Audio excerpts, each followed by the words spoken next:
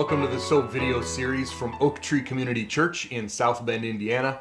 We have come to the end of a long study that I hope has really been helpful to you. I know we sort of joke about how repetitive this has been, but I think it's been good. Yeah, I've enjoyed working through it with you. Oh yeah, but today we've come to the end of the book of Job. Yes. Woo, yeah. Finally. Well, and since day one, you promised God was going to make an appearance. God's going to make an appearance. And God made it last week, Yep. and he still is there this week. Yep. But last week, God came and asked Job just a number of questions. The most famous one: where were you when I put the foundation of the world in place? Yeah. And Job is going, right? Because there's not much you can say. No, what are you going to do? And Job responded with, "I'm completely unworthy," and that's kind of where we left off last week. God doesn't accept that as an answer. Yeah, isn't that interesting? Because you think that he's fired both barrels at Job, and Job is like, "All right, I'm done." And God says, "Yeah, but I'm just getting started." Yeah, right. And I don't know that he's looking for an apology or looking for "I'm sorry because," but it kind of seems that way, right? He wants to not necessarily draw this out more, but Job wanted to make a point, and God wants to make a point too. Well, I think this really shows where Job has come, right, throughout the process. If you're reading chapters 1 and 2, and Job starts with, blessed be the name of the Lord. I'm never going to curse God with my lips. Job didn't sin with his mouth. The whole thing, right? Right. But as we go through the book, you start to see Job's attitude changing, and he starts challenging God. If you were here, I would make my case.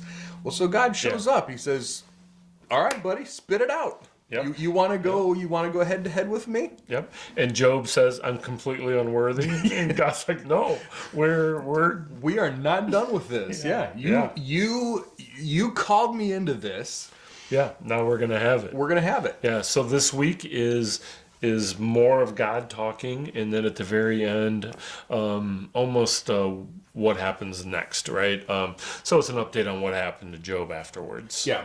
Yeah, but there are two chapters of God, in a sense, pulling out his resume. Yeah. Right? Yeah. And different from last week. And I think we can learn a lot more from these questions that God asks Job. Yeah. Would you declare me guilty so you might be right? Yeah. Again, God saying, one of my qualities is being just and right and, not lying. And now you want me to? Yeah. Well, I think you're accusing me of I think again, this is Job has come to the point, and I'm not sure if we necessarily saw it in the words, but in his heart, God has said, "You have condemned me. Yeah. You have actually brought charges against me, and I'm not going to let that go." Yep. And part of it stemmed with Elihu, right? Yep. Where he came and said, "Look, Job, you said this. Here's what I heard." Yeah. And it seems to be God being on his side, saying, "I heard that too." Yeah. Yeah. Which, of course, God hearing it, whether Elihu heard it or not, right. God's one got of those counts a little bit better look at it. But sometimes we mistakenly think, well, Job was righteous throughout the whole thing. Apparently not, because really, God really does have a bone to pick with him. Right. So we find a couple animals get brought up this week that I think a lot of people go to. And the first one is called the behemoth, right? And it ranks first among the works of God. And some commentaries seems to run a couple different ways. Some think that it's part of cattle because God created cattle as one of the first things he did. Yeah. Which was kind of weird. I've read it a number of times, but I never read it. Yeah. Right? But in Genesis chapter 1, verse 24, and we're on, I think, the 6th day here, God said, "Let the land produce living creatures according to their kinds, cattle, And then he goes on. He goes on with other things. So cattle's first. Yeah. So a lot of people say, oh, this behemoth must be a cattle because it ranks first among the works. Yeah. So the word, the Hebrew word behemoth is really just like large land creature. I don't even know that he's talking about one specific animal as much as he is talking about a kind. Just look at these things out there, and I know in the text it says it, and it makes you think it's just one. But when you think of cattle or whatever, you still envision one of them because that's where you get your description from. Look at its horns, look at its this, look at its that. You're envisioning one of them. With Job, it's sitting right there, or he's envisioning it. He's seen these things before, but the word simply just means large animal, large land animal. Yeah. Okay. And it could be anything from cattle to dinosaur. Or some kind of saurus. Yeah. Well, where I went with it, the behemoth also has a sword. Yeah. I've never heard of a cattle having. It's got horns. Yeah. But it doesn't have a sword. And in fact, here in verse 19 it says it ranks first among the works of God, which is awesome. Yeah. Right. You want to be first, and then the one who made it has furnished it with a sword. Yeah. That kind of goes back with we brought the horse out a couple weeks ago with a mane. Yep. God was really proud, not necessarily proud of the horse, but he's like, and have you seen the mane on it? He was excited about a creation. Yeah. He's excited about giving one of his creations a sword. Well, and I think first here is sort of like how Paul used the word first in relation to Jesus in Colossians 1. It means it's not the first of creation. It's not ranked. It's not ordered. Like, nothing else was created first, but preeminent. Like the first of that type. Not even the first of that type, but just Jesus is the firstborn of all creation in Colossians 1. That doesn't mean that he's part of creation or that he, was created, but he is preeminent over all creation. He is just like outstanding above everything else. And that's what first could mean here as well. This particular either animal or class or type just towers over the rest of creation. Okay. Just bigger, better, faster, stronger. It has a sword, whether it's that a back plate or a tail spike or something, we don't know. Certainly something that we would think of as a dinosaur in today's world. So let me ask you this. If it is the preeminent thing, how come they're not still around? Well, if it was a dinosaur, if it was some kind of big, large animal like that, some people think it's like a hippopotamus or an elephant. Right. I don't think that. There's no sword. There's no sword, and it talks about it makes its tail stiff like a cedar. Well, the cedar tree, the cedars of Lebanon were huge and tall and stiff, right? Right. And there's been new archaeological research that thinks like when I was a kid, we called them brontosauruses, but like a brachiosaurus or something with the long necks. They're vegetarian. They're herbivores, which seems to be a description here. Yeah. And they have these long tails that stick out the back, right? Most of the time we think of them dragging down behind them. Yeah. But there's been new research that says they may have actually stuck straight out, stiff. Yeah, like a cedar. Like a sword. Right? Yeah, or a cedar, right. So I attribute this to the flood, Noah's flood in Genesis 6 through 9, that there are things that have gone extinct. That are no longer needed, maybe, another way. Well, and fossils are formed, very quickly. Fossils don't just, you don't find fossils as far as things that just, you bury your dog, right? Or something and you have fossil, it's that stuff just goes away. But fossils are formed under very, very quick, very hard pressure and everything. And the flood absolutely answers all of that stuff. Yeah. Yeah. So he talks about another animal called the Leviathan. Yeah. Man, I have trouble saying that. Yeah. But it lives in water. Mm-hmm. It breathes fire. Mm-hmm. And it is a cool thing because it is a creature without fear. Yeah. right? Which is kind of an awesome thought. Many people think it could be a dinosaur or a dragon in there. Yeah, I think it's a sea dragon. I think dragons were real. I think that especially post flood, or even before the flood, I think that we do have large serpentine animals. Satan is called a dragon. Right. In Revelation, he's called a serpent or a serpentine animal. I think that's his natural form. The Leviathan became a legend even in ancient Israel's history. We see reference to the Leviathan in the book of Isaiah, and it takes on a spiritual, almost like a spiritual legendary type force in some areas, but that's not here. Job was actually able to look at one of these things. Right? It was literally an animal. Yeah, he could go to the ocean or go to the whatever, and see one. So these legends, these fossils, these whatever, they came from somewhere. And so, yeah, I see a dinosaur and some kind of sea dragon. Yeah, good. So in I'm going to move on to chapter 42. So Job confesses, all right? So God has talked to Job a second time, and now it's time for Job to respond. And this time he actually confesses his sin. Yep. And he gives a reason why. And I think of a little kid and a father. Right. Sometimes a little kid comes up, oh, it's my fault, I did it, blah, blah, blah. What'd you do? Everything, And I kind of see that's what Job started with. Yeah. And now it's, okay, here's what the deal is. And Job says, I have declared without understanding, I have heard you, but now my eyes have seen you, and I despise myself, and I repent in dust and ashes. Yeah. I mean, you were talking about a heart thing. This really seems to be a heart thing coming out. Yeah. Okay, I get what you're talking about. I'm truly sorry. Yeah, you go back to chapters 1 and 2, and God has praised Job for, fearing God and, shunning evil and all this stuff. And Job really thought he knew God.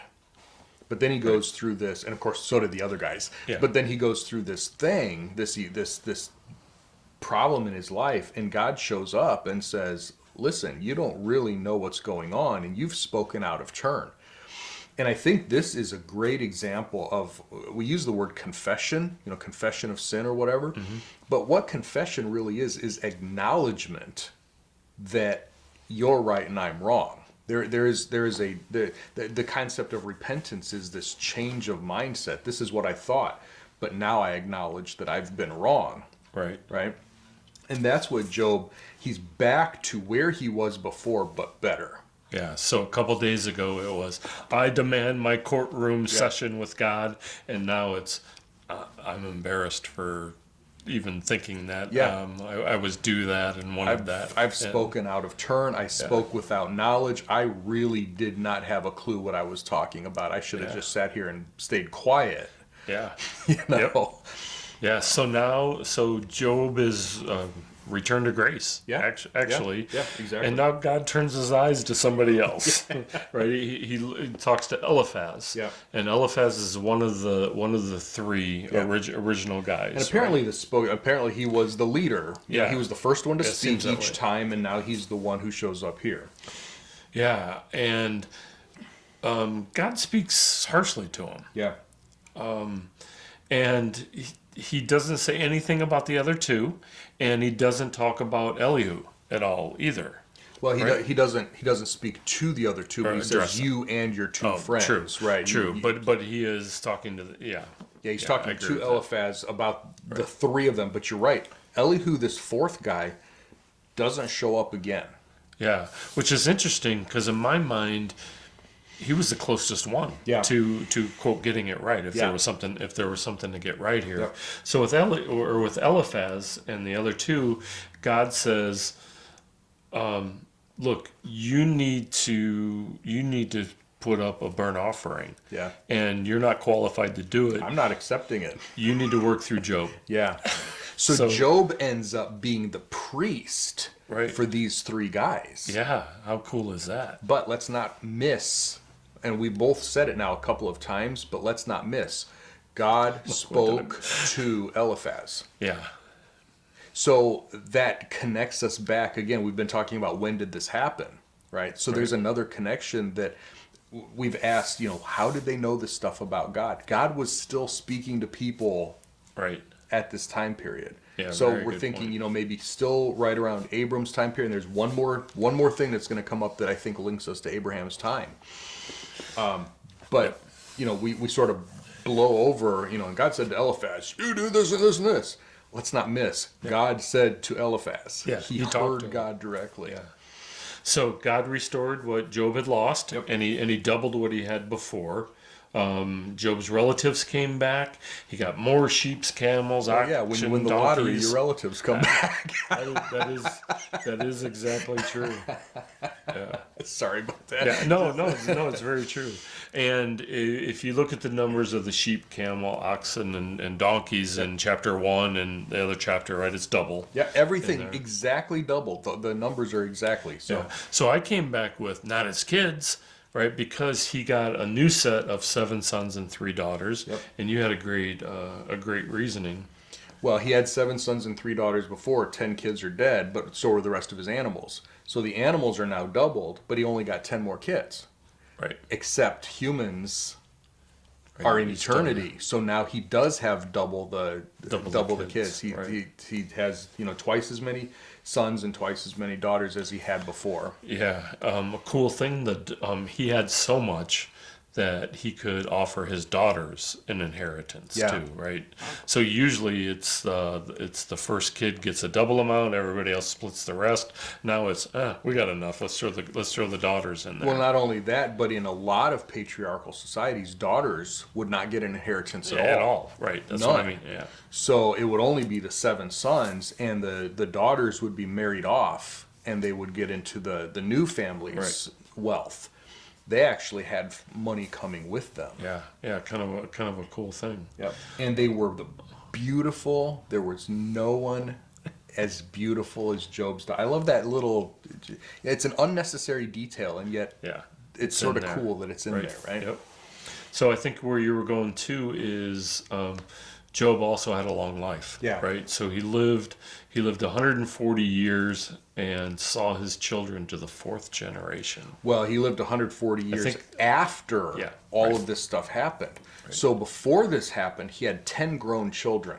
Right. So how old was he? Right.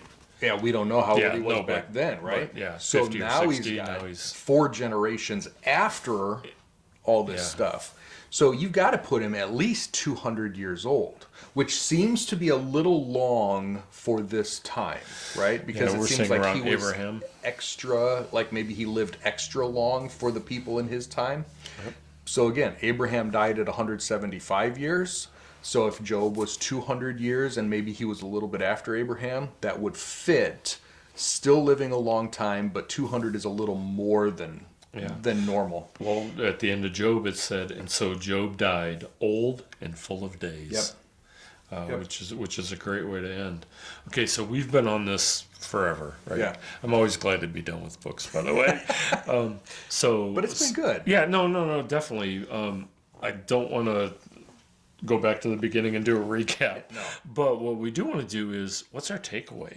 What do we take away with Job? And I found a couple things that maybe we can take away, and that is bad things can happen to good people. Yeah. Right. We saw that in chapter 1 and 2 of Job, and saw it He strongly. didn't deserve it. It wasn't sin, which was his point the whole time. But God allowed this to happen for a reason. Yeah. Another one I had was God has no obligation to respond to us. Right. That was one of the things that Elihu brought out.